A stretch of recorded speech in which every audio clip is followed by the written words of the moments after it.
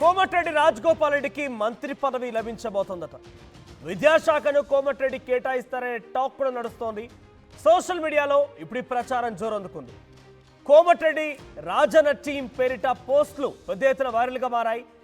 AI photo generated చేసి viral చేస్తున్నారు Komatireddy fans. ఇక ఇటీవల మునుగోడులోనూ మంత్రి రాజన్న అంటూ వెలిసాయి పలు ఫ్లెక్సీలు మరియు జెండాలు. ప్రస్తుతం సీఎం రేవంత్ రెడ్డి దగ్గరే విద్యాశాఖ ఉంది. అయితే తెలంగాణ క్యాబినెట్లో ఖాళీగా 3 మంత్రి పదవులు ఉన్నాయి. మీరు చూస్తున్న ఈ ఫోటో గమనించండి కరెక్ట్గా.